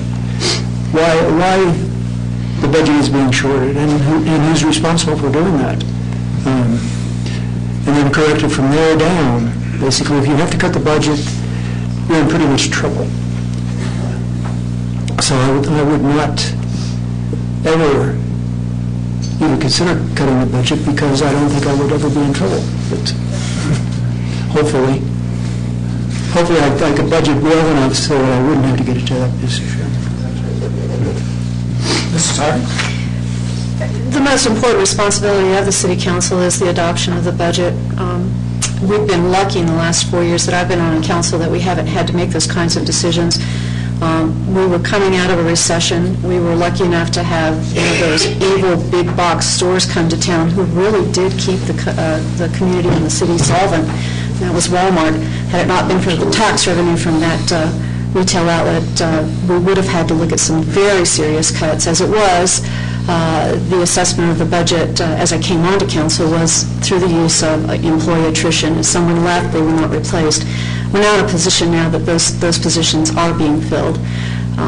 But regardless of a need to cut, if we have another recession, for instance, the number one thing that we cannot do is not fund those enterprises that provide us safety and security, and that includes our police department and also roads and traffic, as well as clean water. And we do that very well in Woodland Park. And I've never let those budget lines drop.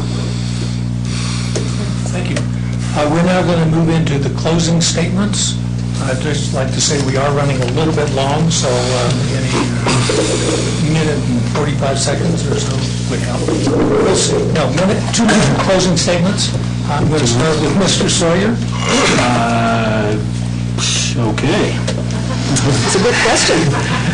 I wasn't expecting that. I thought it would do, oh well. So I'm not as nervous as I was when I did my opening, so hopefully I won't come off so, well anyways. Thank you everyone for being here tonight. As I said in my opening statements, this is the commitment to the community and the future of the community. This right here. People online watching. We are changing leadership. This will be the new leadership here, okay? Hopefully I can be the new mayor. Sorry, Neil. But I didn't talk much about myself. We talked about the issues, and I need to give you a little story about my mentor and my role model. And this is the man that gave me a lot of who I am now, my grandfather. Okay. My grandfather, he went to West Point and graduated in 1950. He immediately went off to the Korean War. He fought in the Vietnam War. He had 7 master's degrees. Hard to believe. This is interesting, and I didn't know this until later in my adult life, that when Kent State had that shooting in May of 1970, my grandfather was asked to rebuild the ROTC program, and that ROTC program is used around the United States today. He went to, obviously, West Point, he went to Georgetown, he went to Kent State, he went to Akron University, he taught at let me move on here. He taught me a lot of things, and I'll try to get that in 30 seconds. We used to grade economic papers together, so he taught me all about economics. He taught me about business. The big things he taught me about were vision, understanding how one thing over here will affect another, the ripple effect with economics. So I understand how this city works. He also taught me integrity and leadership and responsibility. Thank you very much. No, it's not you, it's her. She's just mean. I like her. Mr. Kahn. Thank you to the Chamber of Commerce, my fellow candidates, and participating citizens for the opportunity to speak to you tonight. To review, I offer qualities I believe will serve well as a council member. I have a unique and highly successful engineering background that I applied to extensive city committee experience, so I'll hit the ground running. I've started and run very successful small businesses, which will be crucial in considering business-related issues to City Council. I have the Western heritage. I was born in Wyoming. I've done all these things to offer to keep Woodland Park a sanctuary for amenities, values, and atmosphere compatible to the reason most of us live here. I have character qualities to be successful. I will work to bring a fresh voice to promote a general sunshine law openness in future council decisions, especially when large impact controversial decisions are made by council. Too many new businesses in our community fail rapidly. It seems their business planning has not been tailored to Woodland Park considerations for staffing and overhead costs and product demand. I would suggest a business license directed review by a council-appointed volunteer business advisory committee consisting of local ex-business owners to advise incoming businesses on their planning logistics, possibly as an economic development office and or chamber adjunct to supplement regional SCORE efforts. Maybe make a strongly suggested check mark on the business licensing process, similar to planning department development plans. Resources that may exist now seem underutilized. I will work with the city budget to find or steer additional resources to street maintenance, including plowing, de-icing pedestrian site, potholes, and resurfacing. I will work to concentrate a larger city focus on current citizens and aging Woodland Park citizens' needs, including keeping them in their homes. I hope you support my vision and qualifications for Woodland Park City Council member I ask that you cast your vote for Val Carr. That's me. Thank you. Mr. Sonier. I'd like to thank everybody in this room and this great committee here, the mayor. Thank you. I got common sense, people. That's what I bring to the table. Love your kids. Take care of each other. I'm a member of the Lake George Gem and Rental Club. You got kids out there, we got a great club. Prospecting, Pebble Pups. They learn earth science. We're connected with all the museums. It's another resource for you kids. I enjoy it. Been doing it for over 30 years. Brought our kids up through it. So, there's a great community. You got great views. I love looking at the mountains. I'm going to live here, so is my wife, and we're going to enjoy the community. I volunteer my services to this community because I want to be a part of it, not because I want to take on another job. I'm retired and I would like to stay retired. But if my experiences can be used by this board, then I freely offer it to them and to this community. Now, I don't know what to say. This is better than the presidential election debates, I'll tell you that much.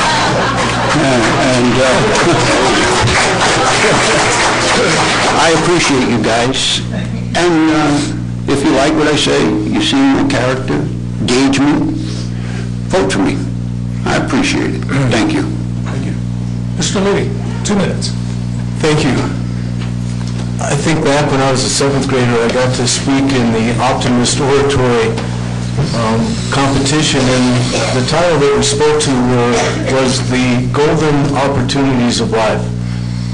And I went on and on and on, and I think back, I never, ever thought I would have the opportunity to lead a community. My last year and a half has been very fulfilling. I've worked hard. I want to continue to work hard because I love my job as mayor. I love the community. I think I've represented us well. I hope you do too. Thank you. Mr. Lofton. Well, I started work when I was 8 years old with my grandfather, doing plumbing. Basically, I've got a work ethic from there on. Because he beat the crap out of me if I didn't have it. So,